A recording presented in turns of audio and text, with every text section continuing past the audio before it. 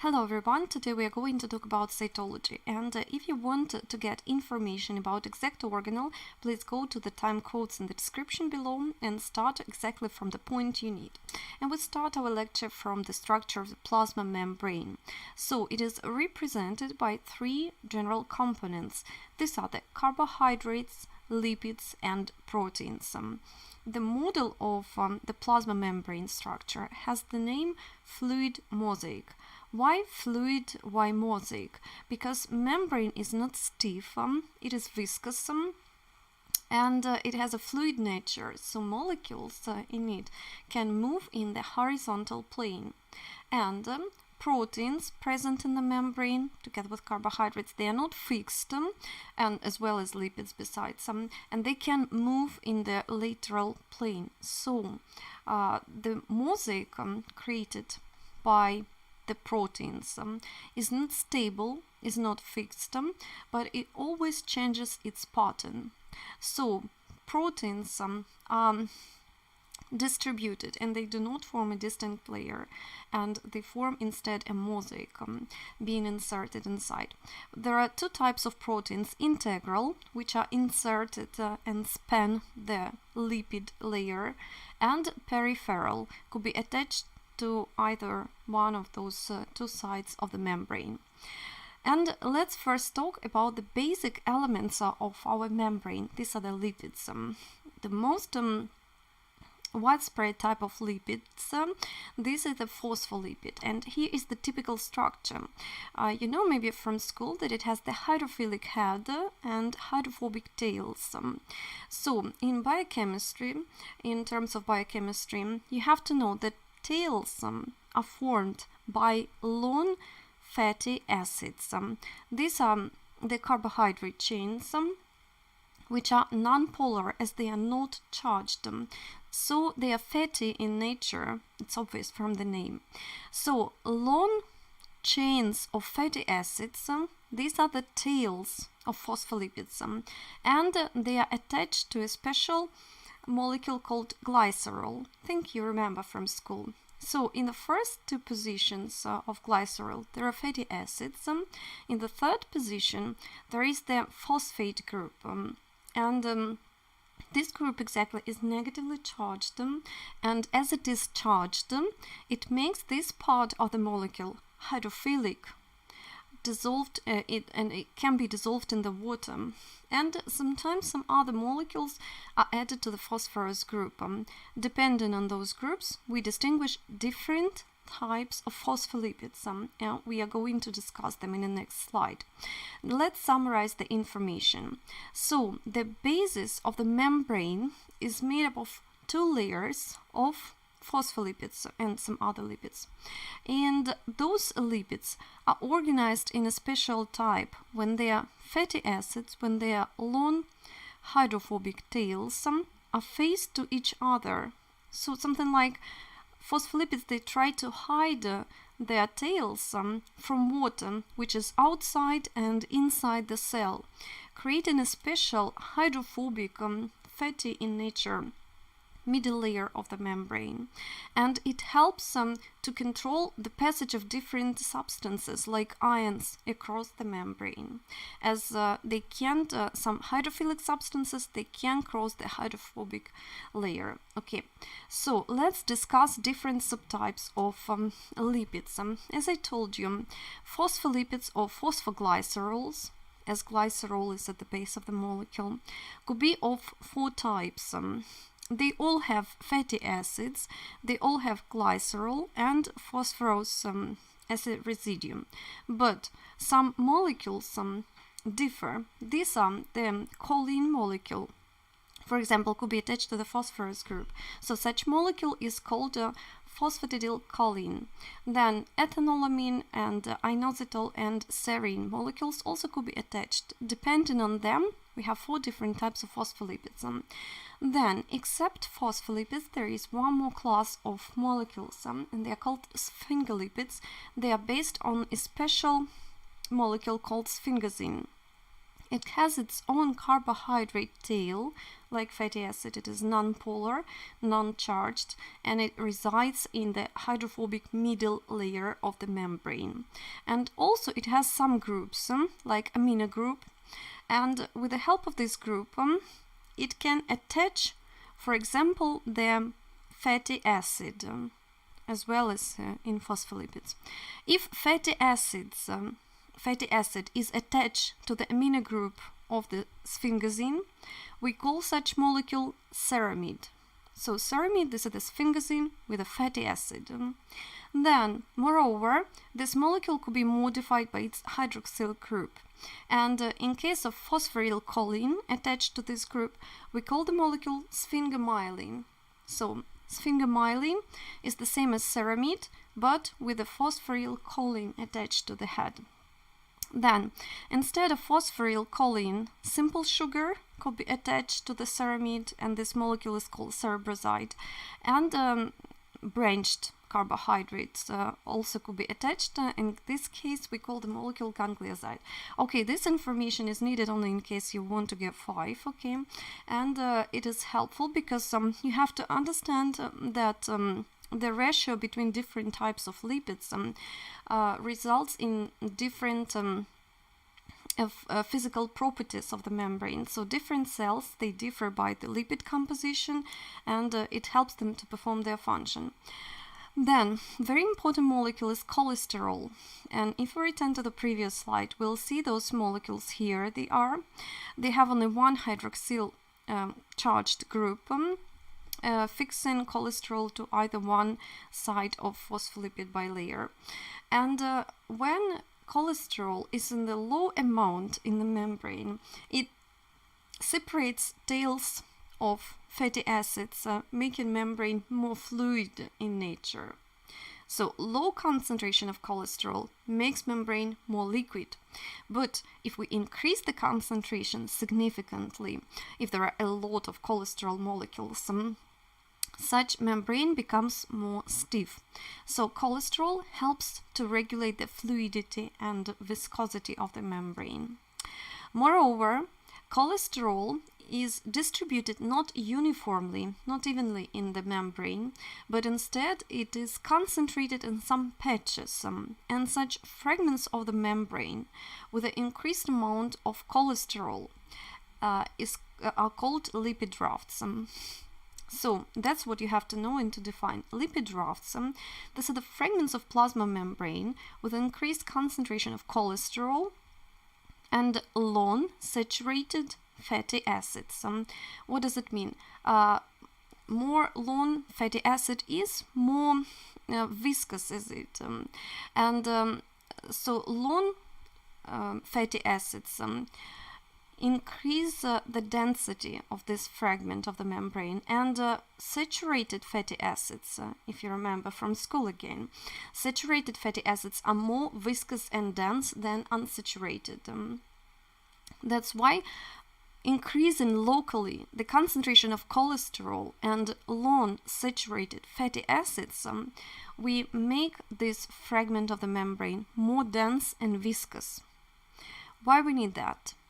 Because if we want to couple those two proteins, if we want them to travel in the membrane only together, only close to one with another, then we need to embed them in a stiff environment. And that's exactly what is the lipid raft. So lipid raft helps some proteins and some molecules to travel in the plasma membrane together. And this is the case when we have functionally related proteins. For example, one interacts with a ligand or hormone and another participates in the transduction of the signal inside the cell. We'll return to this question a little later when we are going to discuss the transport across the membrane. But now remember that there are two types of lipid rafts in the membrane. These are the planar, with a protein flotillin inside, and cavellar. With the cavelin proteins, they form like caves. We'll discuss a little later. Okay, let's move on, and here's the helpful video file showing us the plasma membrane. This is the top view, and you can see that locally some molecules they do not move inside the membrane, but they instead are fixed and they group together. And exactly cholesterol molecules and increased density of cholesterol helps to stiffen this fragment of the membrane and help to hold those proteins together, so they travel always together like they are sitting on the same raft. This is the view from inside the cell. The same raft is traveling in the membrane. Notice that this is the integral protein and this is the peripheral one. Notice what is shown here, what is highlighted in the video, that tails of phospholipids are of different color. It means that different types of fatty acids are present there. And the outermost leaflet has not the same composition as the inner one. So two layers of phospholipids are not the same, and they display asymmetry. It is important to take into account. Notice also that those phospholipids as well as protein molecules, they move in the horizontal plane, so membrane is fluid in its nature, and the viscosity is controlled by cholesterol molecules. And viscosity is not uniform, but it is increased locally in patches called lipid rafts. Okay, let's move on. And above the membrane, we have a special layer called Glycocalyx. It is represented by carbohydrates attached in 90% to proteins. Such proteins are called glycoproteins. Or to the lipids. Such lipids are called glycolipids. And in general, the function of Glycocalyx could be compared with the QR codes, because immune system, by scanning the cell surface, could recognize its own cells and foreigners and reject them out of the organism. In this way, transplanted tissues are rejected by recognizing their surface. Glycocalyx. Also, Glycocalyx participates in the intracellular junctions and it performs structural role. For example, in our small intestines, when Glycocalyx, like a sponge, helps to absorb enzymes and retain them close to the cell surface. Okay, let's move on. And sorry. After we've discussed the structure of the membrane, we understand that it performs the function of insulation. We have to discuss how substances can cross the membrane. And there are two mechanisms, they differ significantly. Transmembrane transport of micromolecules is performed depending on the concentration gradient. So some small molecules, they can pass across the membrane like small oxygen. It is small, non-polar, and just simply by diffusion through the membrane they can enter the cell.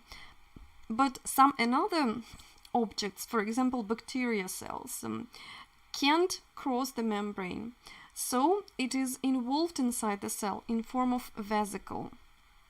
And depending on the size of the transported cargo, we divide the transport into micromolecular and macromolecular or vesicular. So let's first describe the transmembrane transport of micromolecules. It could be passive in case we are talking about diffusion from a high concentration to low concentration. You know that some ions, they passively is transported in the solution from the region of high concentration to the low, and with the time they get distributed evenly in the solution. So diffusion is a simple transport, it doesn't need energy. This is the passive process, natural process. Then also there is a facilitated diffusion. Facilitated diffusion is assisted by the presence of protein channels in the membrane. What does this mean? Some molecules, if they are charged, they don't like to cross the hydrophobic layer of the membrane, as here fatty acids are, and they are fatty and non-polar. So ions don't like to pass across this barrier. To facilitate their transport across the hydrophobic layer, there are protein channels incorporated in membrane.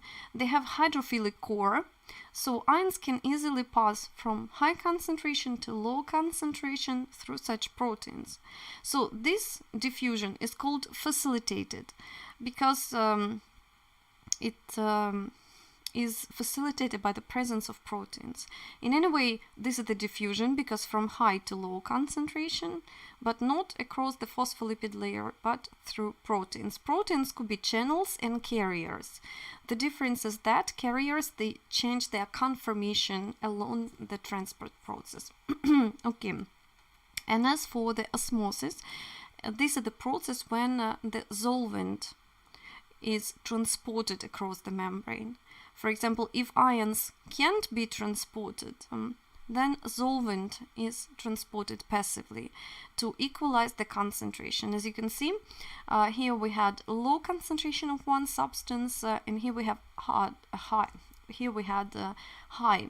As a result, passively, as ions can't cross the membrane in between them, but water can. Water moved from low concentration to the high, and as a result we have two solutions of the equal concentration. So osmosis is when solvent is transported like water. Then as for the active transport could be primary when ATP energy is used. Besides, what is the difference between active and passive? Obviously, yeah, in active transport something is transported across the gradient of concentration, so from the region of low concentration to high concentration. So to do that, we need to apply energy in form of ATP usually is used. So primary transport is when substance is transported with the help of ATP. In case of secondary transport, instead, one ion is transported along the gradient of concentration from high to low, but another ion is transported instead from its low concentration to the high concentration. So, for example, we have low sodium outside the cell, a high sodium outside the cell and low sodium inside the cell. So sodium wants to enter the cell from high to low, yeah. At the same time, glucose has a high concentration outside the cell but low inside the cell. But sodium wants to enter the cell to such a degree that it's energy enough to take one glucose together. So this is what we call the symport, when one ion is transported along the gradient, another is across its gradient. Then antiport is the same process when one ion is transported along its gradient from high to low, another against the gradient from its low concentration to the high concentration, but the direction is opposite. Okay, so in both cases one ion is transported from high to low and its energy is harnessed by another ion or molecule to be transported against. So in the secondary transport, ATP is not used directly, but the energy of one ion diffusion is used by another molecule. Okay, so now let's talk about vesicular transport. This is the case when we transport a lot of molecules or large substances, for example, the whole organelle. And there are several types, endocytosis and exocytosis, inside the cell and outside the cell. Inside the cell, we have several subtypes like phagocytosis, pinocytosis, and please do not forget about receptor-mediated endocytosis. Here it is. Along with the phagocytosis, cell forms its pseudopodia, and it embraces the target material, for example bacteria, and forms a vesicle as a result. In case of pinocytosis, cell forms the cave, and in this cave they entrap a part of fluid. Yeah, and also a vesicle is formed. In case of receptor-mediated endocytosis, we involve inside the cell something we need exactly. For example, we expose receptors to the transferrin molecules if we need some iron. Yeah, and when iron together with transferrin interacts with its receptor, then such receptors get involved inside the cell in form of a vesicle. That's how we obtain iron from the extracellular space. So let's summarize those three processes and highlight the differences. In case of phagocytosis, we need actin cytoskeleton to form pseudopodia and to engulf large particles like the whole bacteria. In case of pinocytosis, we need to change the shape of membrane by forming instead a cave invagination. And that's exactly when lipid rafts with caveolin or flotillins are used, as they help to make those invaginations, because the membrane is passive and it is soft and it can change its shape itself, but instead such changes are assisted by proteins, and actin in case of phagocytosis, flotillin, caveolin in case of pinocytosis. And receptor-mediated endocytosis should be discussed in details because it uses a special Clathrin protein, and let's discuss it. So Clathrin has this triskeleton structure, and by polymerizing it forms a cage in the form of vesicle. So, when receptor on the surface of the cell captures something we need, then to the tail of the receptor, adaptin molecules are attached, and they help to attach Clathrin. Further, polymerization of the Clathrin on the cytoplasmic surface of the cell helps to change the shape of the membrane by involving it inside them. And as a result, the vesicle is formed, and dynamine protein helps to pinch it off, just budding off it from the surface. After doing that, Clathrin dissociates from the vesicle, and vesicle goes to the endosomal compartment. It could be hydrolyzed by lysosomal enzymes and so on. But in this way, Clathrin molecules, they help to form the vesicle. So let's summarize the endocytosis process. It is not as simple as you thought, I guess, yeah. So actin participates in the phagocytosis by forming pseudopodium. Flotillin and caveolin helps to form those pits and vesicles in case of pinocytosis, and Clathrin helps to form the vesicle in case of receptor-mediated endocytosis. Okay, then what is exocytosis? This is the opposite process when vesicles get fused with the surface membrane, and in this way cell discharges something, for example hormones. Cell produces hormones and as a result expel it out to the extracellular space. And exocytosis could be constitutive when the cell is continuously producing something, and regulated. Regulated, for example, if we produce hormones, we need to discharge them only by demand, not regularly, depending on circumstances. Except exocytosis and endocytosis, some cells also can produce vesicles to the outer environment, to the extracellular space. So in this way, cells, they can exchange cytoplasm one with another, they can exchange organelles and regulatory molecules. Why you should know about this mechanism? Because nowadays such vesicles are used as a treatment, and this is the next step after the stem cell treatment. Nowadays we use vesicles produced by stem cells. And what types of vesicles could be produced? First, the smallest one, these are the exosomes, up to 150 nanometers in diameter. How they are produced? They are produced by the endocytosis, the endosomes are formed, and then some part of cytoplasm get involved inside vesicles, inside the endosome, and so-called multivesicular body is formed. Then this multivesicular body get exocytosed, and small membrane-bound vesicles called exosomes get released outside the cell. This is not the exocytosis because the material is packed in membrane-bound vesicles. Then these membranes can fuse with the membranes of another cells, and this is the way, again I repeat, how one cell can exchange cytoplasm and can share some regulatory molecules with another cell, and it is very important and perspective. Then next type of vesicles, these are microvesicles. They are much larger, up to 1 micrometer, and they can transport even organelles. Even mitochondria could be exchanged between the two cells. And this is exactly what neurons are used to live very long life. They can donate their old damaged mitochondria to the supporting cells and get back new mitochondria, fresh and healthy.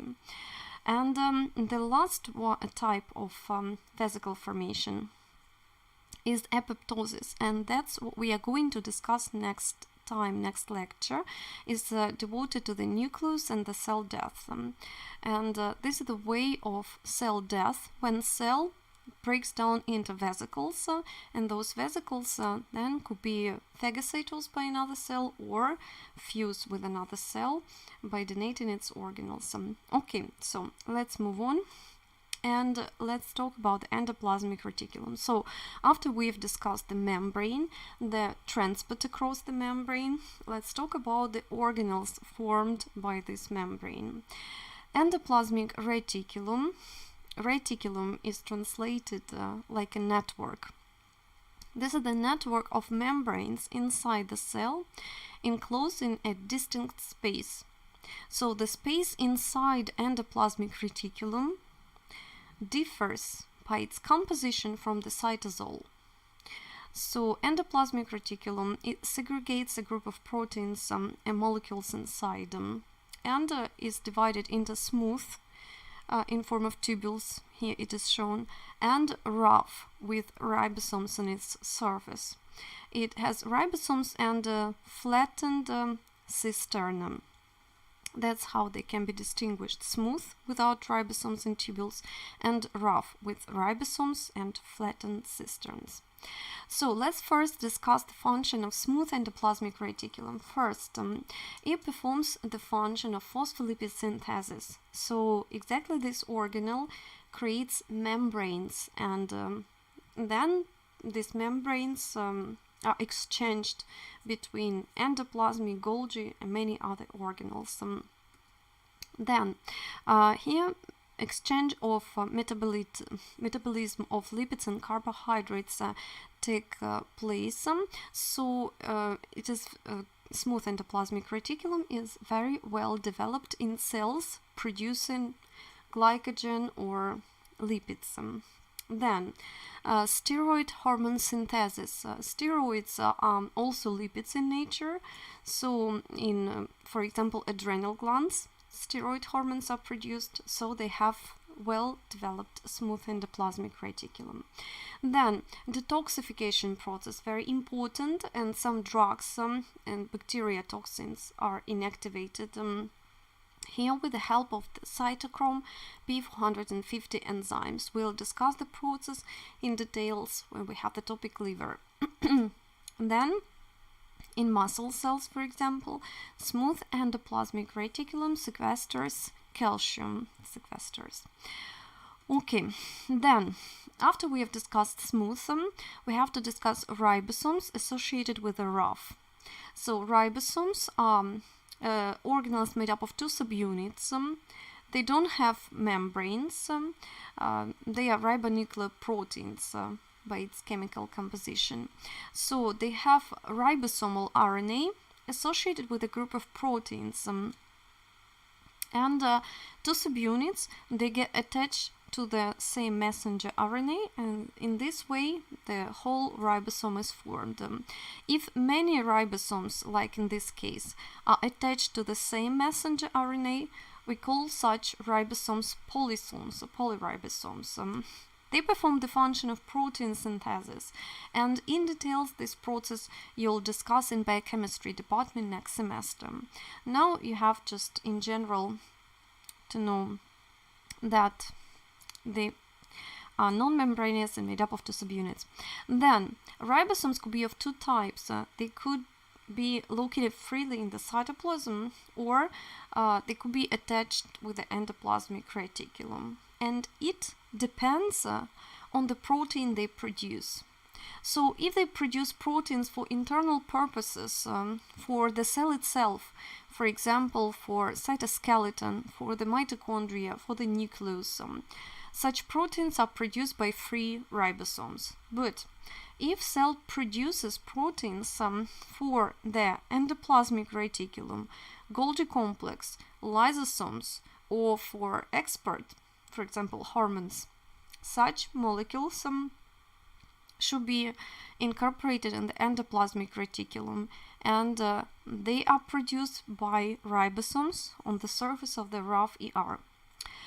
How to distinguish different types of proteins, how to understand what is the typical or characteristic place of localization for this exact protein. The answer is that every protein in the beginning has a special sequence of amino acids. We call this the signaling sequence. And signaling sequence for proteins destined for the nucleus differs from the sequence of proteins destined to become a part of mitochondria. So first amino acids, this is like an address. This is like a tag labeling the protein for localization in the exact compartment. So every protein knows where to go. Every protein knows its place, its destination.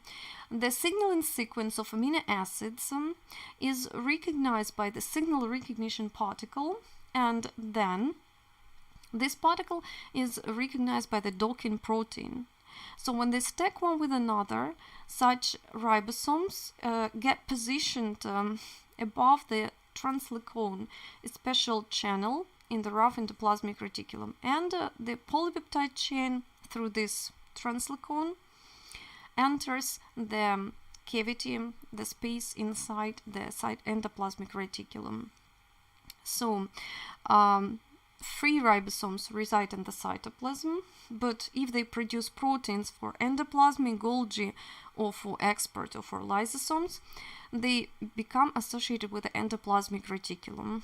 And to do that, they need the signal recognition particle, docking protein, and a translocone to put polypeptide chain through it inside the endoplasmic. Okay, so now let's discuss what is the function of endoplasmic reticulum, because except protein synthesis, there are a lot of them. As you can see here in the transmission micrograph, small dots, these are ribosomes, and this space inside the membrane differs from the cytosol. So it contains a distant set of proteins. So the first function is the segregation of proteins not destined for the cytosol. So it separates a group of proteins from the cytosol. Then also here first steps of glycosylation takes place. So some sugar molecules are added to proteins. Some multi-chain proteins also attached to each other, and complex proteins are formed. Then, very important function, rough ER not only produces, but also it controls the folding of a protein. You know that amino acid sequence of a polypeptide, of course it's important, but this chain should be also properly folded, because if its spatial organization is improper, if it is damaged, or if protein is misfolded, it can't perform its function. So the control of the folding process, this is the function of the ER. And remember the protein called reticulin, because it needs calcium. It helps to stabilize it helps to control the folding process. And also in the endoplasmic reticulum, the quality control takes place. So it not only assists in the folding process, but also it checks the quality, and if the protein is misfolded, it destroys it, and that's what you need to know in details. There is a special term designating this process. Endoplasmic-reticulum-associated degradation. What does this mean? It means if protein produced inside the endoplasmic reticulum is properly folded, it is then, in form of vesicle, transported to the Golgi complex and perform its function. But if some proteins are misfolded, as you can see in this case, then they are recognized by the endoplasmic reticulum, expelled to the cytoplasm, and get degraded with the help of proteasomes. And this is a very important mechanism of protection from viral proteins, from mutated proteins, from misfolded proteins. So if endoplasmic reticulum understands it produces something wrong, for example, viral peptides, it stops protein synthesis, it expels all the proteins to the cytoplasm, and it could even initiate the cell death if cell produces wrong proteins and it can't control its folding. Okay, so let's move on. And after the endoplasmic reticulum, we discuss next organelle, which is also separated by the single membrane. This is the Golgi complex. Unlike endoplasmic reticulum, in Golgi complex we have insulated stack of cisterns. So in Golgi complex, each next cistern doesn't communicate directly with the previous one, but instead they have different set of enzymes. The Golgi is polar organelle. One side is faced to the endoplasmic reticulum, and we call this cis phase, receiving phase. Sorry.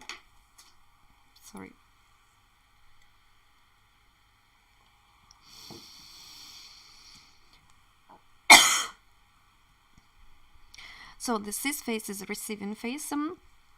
It receives vesicles from the endoplasmic reticulum.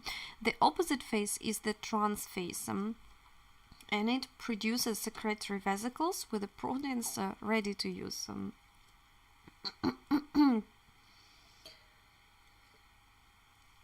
Actually, the Golgi complex could be compared with a stack of pancakes because the boundaries of each cistern are not smooth, but instead they are ragged, torn, because vesicles are continuously pinching off from one cistern and get fused with another one.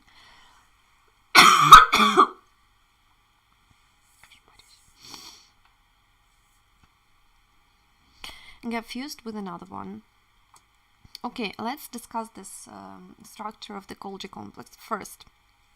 Functions. The general function of the Golgi complex, this is the post-translational modification of proteins.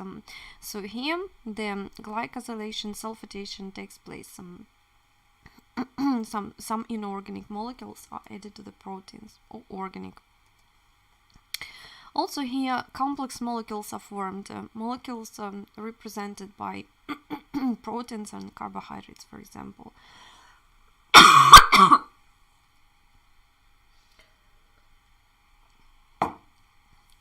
In the Golgi complex, the sorting, packing, and concentration of protein takes place.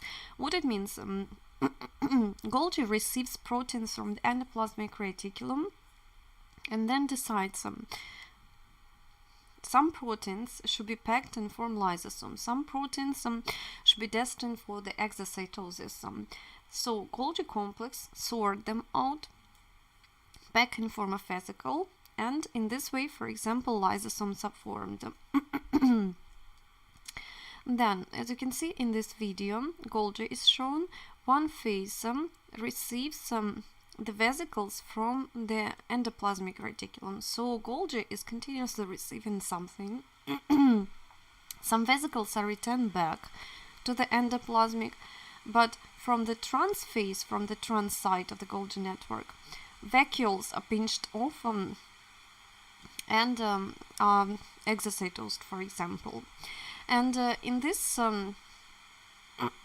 place we have to discuss special proteins called cautomers, forming a coat around those vesicles. There are two types of them, COP1 and COP2. COP1 vesicles, they are transported from the Golgi back to the endoplasmic. COP2 encoded vesicles are transported forwards from the endoplasmic to the Golgi. Why is it important? Because membranes could always recirculate between those organelles. Because if organelles are always donated but not returned, then with the time endoplasmic reticulum could be exhausted at all and could be disappeared.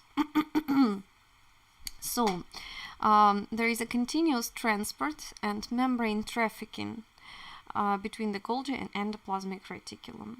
And encoding proteins, proteins encoding vesicles, they help to address vesicles properly. So, in this part of lecture, we have to talk also about SNARE proteins.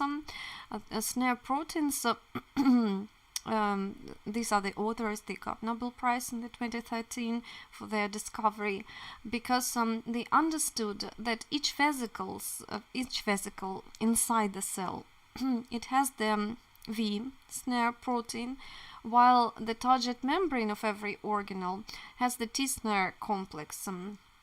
So every vesicle understands, every vesicle is addressed, and every vesicle targets exact organelle.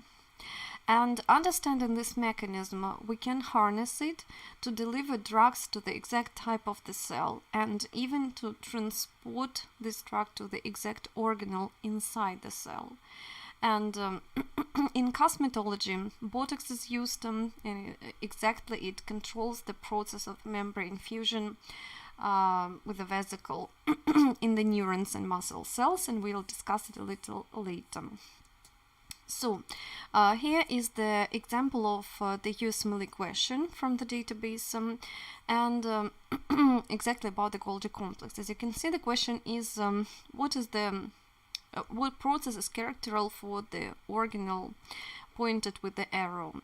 As you can recognize, this is the Golgi complex, so among the variants you should choose the proper. If you know the function, it is nothing difficult to choose them. Of course, the Golgi doesn't perform the function of degradation, it doesn't produce protein, it doesn't synthesize proteins, but instead it modifies proteins. So very easy to answer. So let's summarize the process of protein synthesis and its modification inside the cell. First, messenger RNA, it comes out of the nucleus, and two ribosomal subunits get attached to it, producing a protein. The process of translation is shown when peptide is produced. If peptide destined to be a part of cytosol, it resides there. But if ribosome starts to produce the protein destined to become the lysosome, for example, such ribosomes get attached with the endoplasmic reticulum and produce this protein inside. This is the way how transmembrane proteins are formed, is shown. You can see transmembrane proteins, they just get out of the translocon directly. Then vesicles from the endoplasmic reticulum bud off, and along microtubules are transported to the Golgi. Besides, they are encoded with a COP2 protein, you remember. So they become a part of the cis cistern. Then, with the help of vesicles, those proteins are transported consequently to the trans cistern, undergoing consequent series of modification in every cistern. So Golgi is represented by many cisterns, because in every a special set of modifications takes place. Then from the Golgi complex, as you can see, vesicle, now we call this vacuole, is transported along the microtubules to the surface of the cell and get fused with it. And this is exactly what we call exocytosis, when vesicle get fused with the plasma membrane and discharges its content. And in this way, transmembrane proteins of endoplasmic reticulum eventually become a part of the transmembrane integral proteins of the plasma membrane. Okay, let's move on and talk now about the lysosomes. So lysosomes, they are produced by Golgi complex, like those vacuoles, and they are surrounded by the single membrane, and they contain digestive enzymes. Everything's obvious. The question is how lysosomes are protected from the action of their own enzymes. The answer is their membrane has lysobisphosphatidic acid and highly glycosylated proteins. It means that a layer of carbohydrates a layer of carbohydrates protects the membrane from the action of the enzyme. It keeps distance between the enzymes inside lysosomes and the membrane itself. Then, membrane of lysosomes contains hydrogen pumps, so they help to pump hydrogen inside the lysosome, decreasing its pH and increasing the acidity. So lysosomal enzymes, they work only in acidic environment, like in our stomach, for example.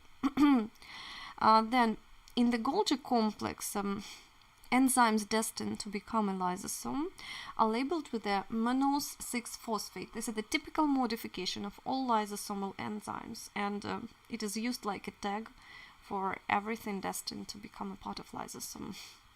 Okay, the function is the intracellular digestion. Now, as for the types of lysosomes, let's first talk about primary. Primary lysosomes are immature.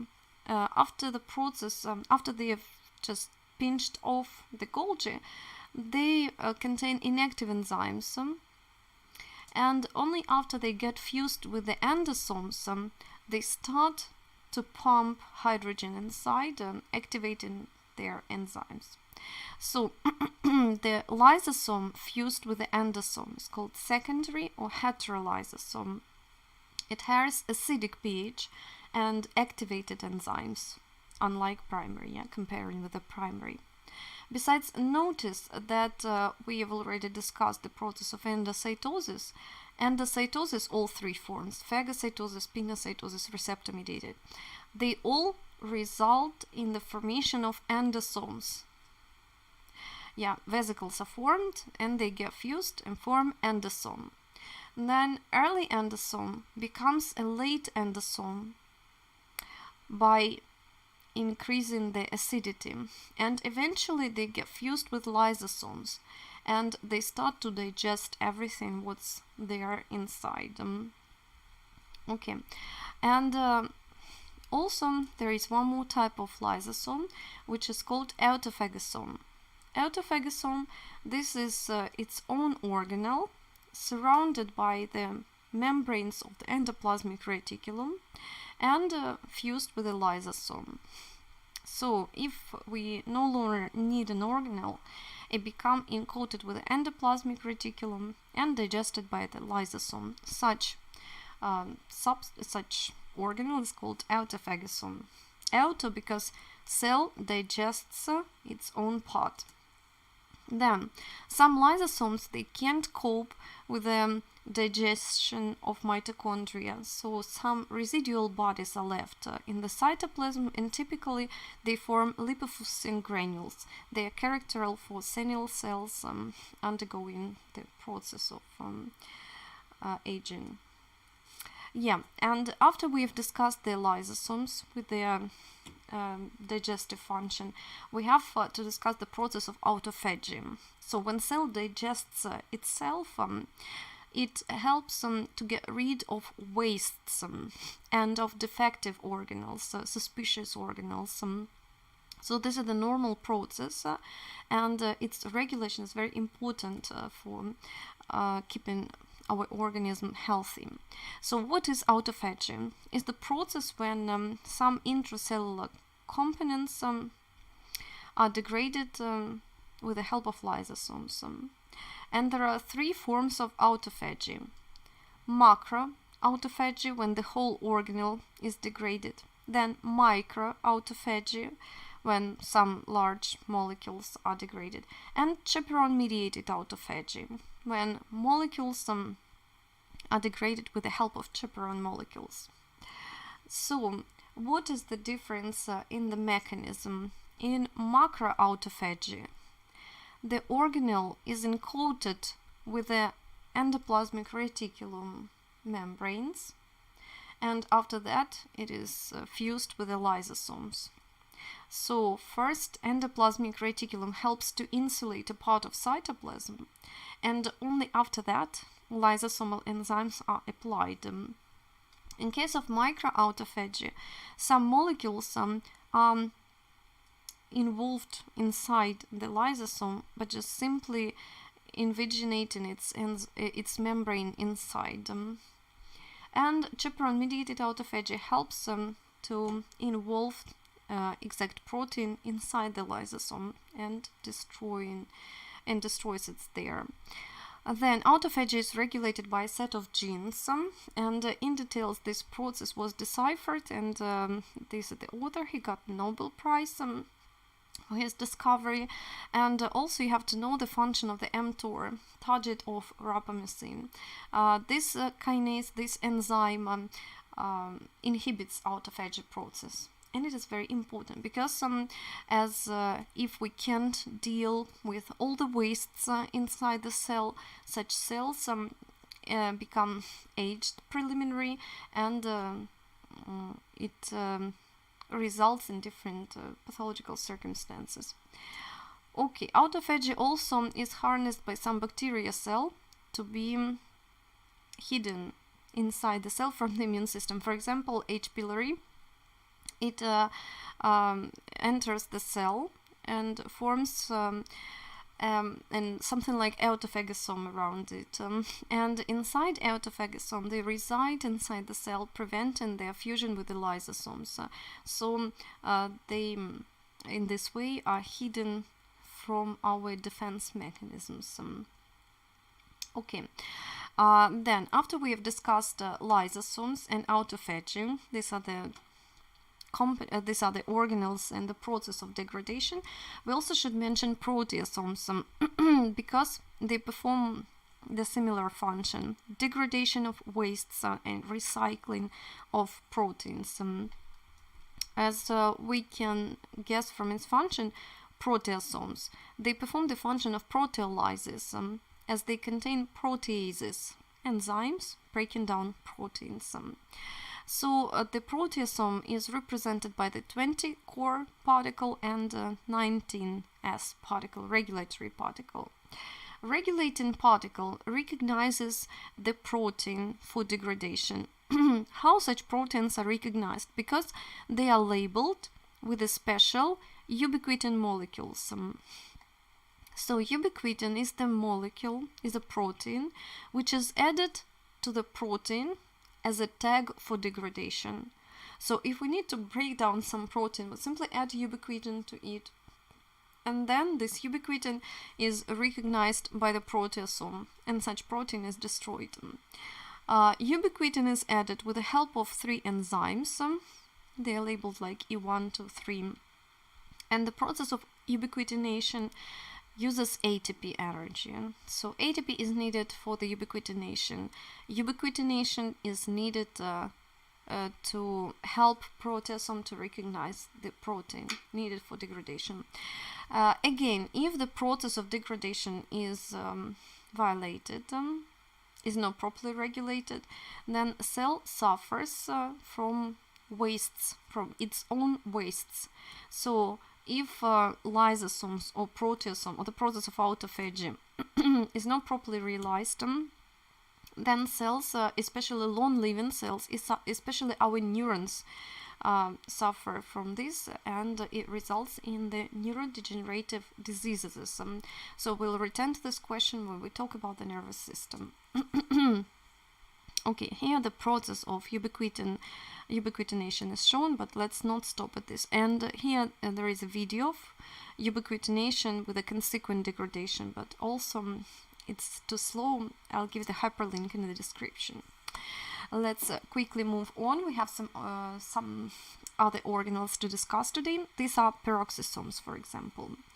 Peroxisomes are called so because they inactivate hydrogen peroxide with the help of catalyze enzyme.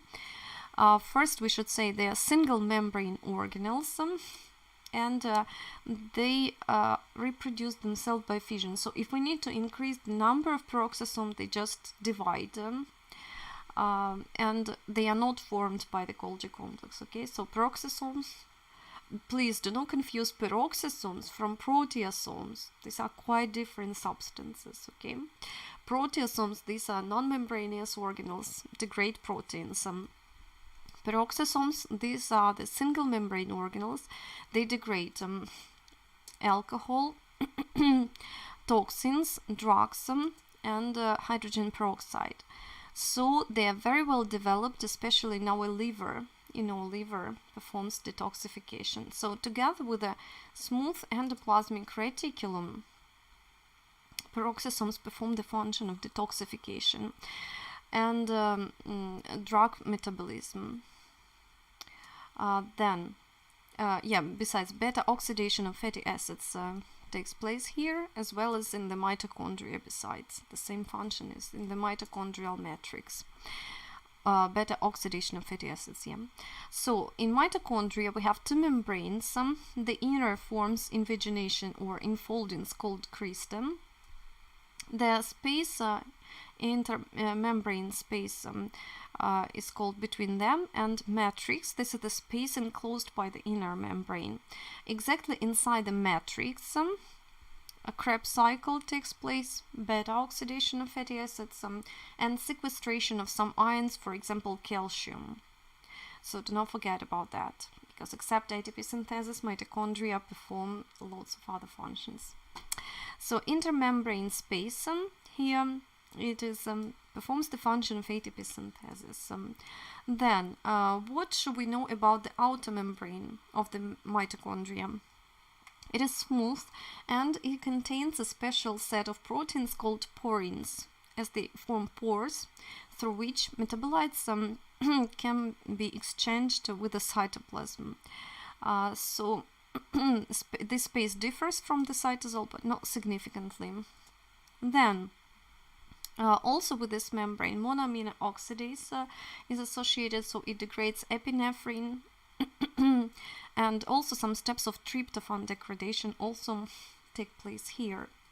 Then inner membrane of the mitochondria contains low cholesterol, because we know it derives from bacteria, and bacteria and plants, bacteria and plants, they do not produce cholesterol. And also they contain cardiolipin. It increases the effectiveness of the electron transport chain. So, in biochemistry department, you'll investigate mitochondria in details and the process of ATP synthesis step by step. In histology, you should know only the difference between the two membranes, how we call those spaces, and what processes are characterized, what's the function of the mitochondria. Do not forget the mitochondria also, they are divided by fission, and in this way they are semi-autonomous organelles, as they contain some ribosomes and circular DNA molecules inside. But predominant amount of proteins, of mitochondrial proteins, are encoded by the nucleus, so they depend significantly on the nucleus.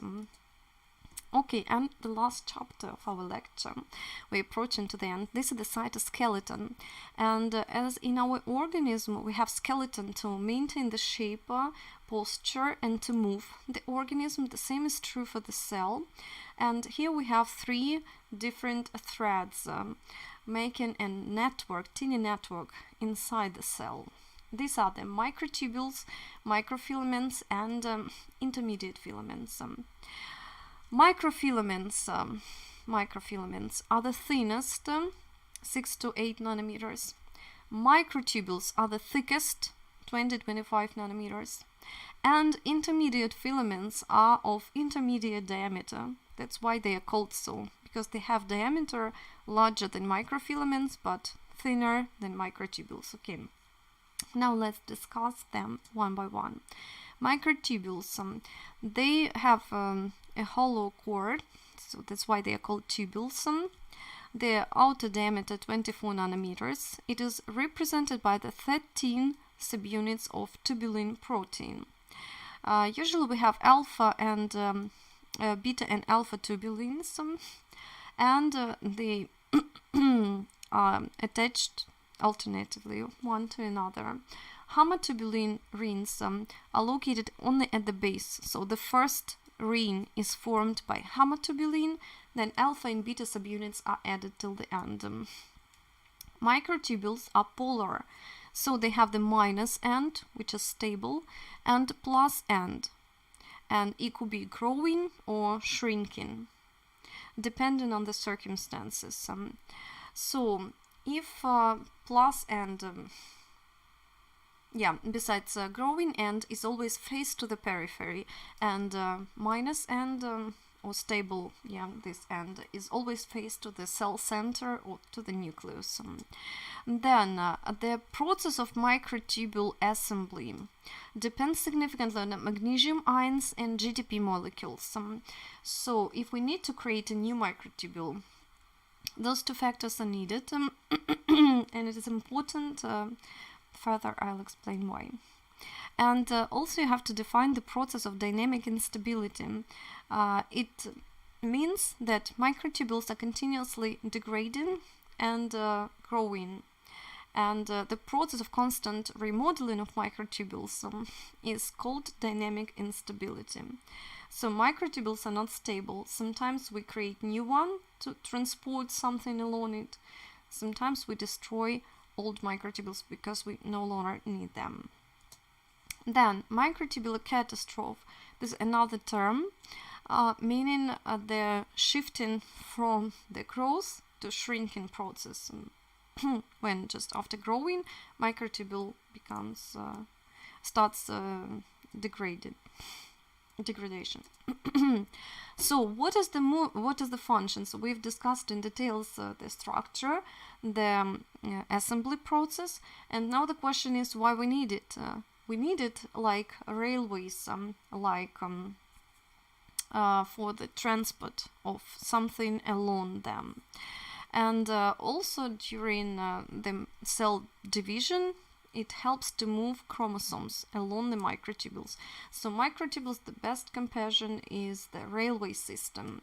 But to move something along the railway, we need a train, And inside our cell, there are two motor proteins helping to move cargo or vesicle or organelle, something, towards the minus end of the microtubule, or to the center, to the nucleus, or from the center to the periphery, to the plus end of the microtubule. And dynein molecule helps to move in one direction while kinesin in opposite. Both of them use the energy of ATP. And why should you remember those two proteins? Because they are responsible for the transport of different elements, and especially it is important in our nervous system, because our neurons, they could be as long as 1 meter and even more. And along the neuron, the transport of different organelles takes place, and it is very important, extremely important to maintain neuron healthy. Of course, some substances are always moving along the neuron, and dynein and kinesin molecules work there. And here is an example of clinical test from the USMLE database highlighting the significance of those proteins, why you should know about them, because it helps you to understand the nature of some diseases. For example, in this case, girl has herpes virus infection, and during the exacerbation, virus residing in the neuron get transported from the neuron to the peripheral organ, and we can see the problems in the epithelial covering close to the lips. So to transport viral particles from the neuron to the peripheral tissues, kinesin molecules work, because from the cell center to the periphery, dynein moves in the opposite direction. Dynein is used when infection is transported to the organism. So of course you don't need to know now about the infection, viral infection. You'll investigate this in clinical departments, but to understand how infection is spread, you need cytology knowledge. So that's why you should know about those proteins. Remember them, please. Okay, so microtubules, they sometimes create some another structures. For example, the centrosome. Centrosome is represented by, this is a non-membranous organelle besides, and it is represented by two hollow cylinders, each represented by 9 triplets of microtubules. So each cylinder is represented by 9 triplets. Triplets means 3. Yeah, 3 microtubules. Let's count 1, 2, 3. This is the cross section through one centriole with a transmission electron micrograph. So one triplet, another, and together there are 9 triplets. In one centriole, 9 triplets in another. They are oriented perpendicularly one to another, and they are surrounded with a centrosphere. Centrosphere, this is the material containing homotubulin rings. And you remember, we've just said that homotubulin rings, this is the ring, this is the starting point for microtubule polymerization process. So all microtubules in the cell, they arise from the cell center. We have this organelle like a sun, centrosphere, from which, like rays, microtubules arise. Some rays elongate, some of them degrade, depending on the necessity and our demands. What's the function of the centrosome? This is the formation of microtubules. This is the general function. And of course, during the division, the formation of the mitotic spindle. Okay, now let's look at this very interesting video. This is how microtubule assembly takes place, how tubulin molecules are added with the formation of the microtubule. This is the shrinking process, opposite process when the tubulin molecules dissociate from the plus end, and such microtubule shrinks and becomes shorter. This is the kinesin molecule, beautiful molecule helping to transport the vesicle from the cell center to the periphery. So kinesin, it has a hinge-like region and it walks along the microtubule using the ATP energy and transporting the heavy materials. Then here is the centrosome in the center with the 2 centrioles inside with a centrosphere around them. Notice that microtubules arise from the cell center. So cell center is the starting point for microtubule organization. Then after we have discussed microtubules, microfilaments should be discussed. They differ because they are much thinner in diameter, and they are represented by the globular actin molecules, which are added one with another, forming 2 intertwisted chains of fibrillar actin. So globular actin, these are monomers, and they create a fibrillar actin by polymerization. They are also polar. They have plus and minus ends, and they are also not stable. So there is a process of continuous remodeling of the cytoskeleton. When cell moves, when cell changes its shape, when cell forms vesicles inside or outside the cell, cytoskeleton is involved always. So polymerization of microfilaments also depends on magnesium, but it needs ATP instead of GDP. Yeah, GDP was used for microtubules, ATP is used for actin polymerization. What about the functions? There are lots of them, but in general we can say that microtubules are needed to transport something inside the cell for organelles movement inside the cell, while actin filaments or microfilaments are needed for the movement of the hollow cell, of the whole cell, cytokinesis or the division of the cytoplasm during mitosis. then maintaining the cell shape. As I told you, membrane is soft, and the shape of the cell is maintained because of the cytoskeleton. Then also actin can hold and move transmembrane integral proteins, capturing them by tail and helping them to change the position. Then actin cytoskeleton also it helps to form microvilli or some extensions like filopodia, lamellopodia. Then muscle contraction is also due to the action of the actin. So lots of functions, but in general the cell movement and shape and movement of the cell. Then to help actin to realize its function, there is a family of actin-binding proteins. So actin is used like the building material and to create different shapes, different functions. Actin-binding proteins are used. Bundling proteins like fimbrine, for example, is used to cross-link parallel actin fibers, for example in the microvilli. Then severing proteins like galzolene is used to cut actin filaments, making cytoplasm more fluid. Then capping proteins like tropomodulin are used to block further actin growth. To stop polymerization, tropomodulin is or capping protein, like a cap, it is put on the head and stops polymerization. Then cross-linking creates a network of actin, so helping to create network-like structures. And motor protein like myosin, for example, they help to contract the cell, as myosin is moved along the actin, like kinesin or dynein move along the microtubule. Let's look. So this is the polymerization process. I'll stop here.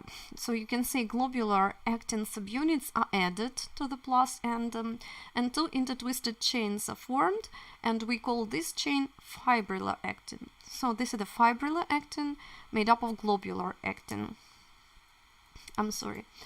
So next, we can see how cross-linking protein helps to create the branches. Here, myosin of pink color moves along the yellow color actin. Here, microvilli are formed, so actin is added to the plus end to create a bundle of actin filaments inside the microvilli. And eventually, the last slide of our lecture. This is all about intermediate filaments, and if microtubules and microfilaments, they have general functions independent on the cellular type, intermediate filaments function depends strongly on the type of the cell we are talking about. For example, in the epithelium, cytokeratins are present, and they form special intracellular junctions. Then mesenchymal cells, they have vimentin, muscle cell, they have desmin, neurons, they have neurofilaments. So proteins differ significantly, and we'll discuss them inside the topic in general cytology later.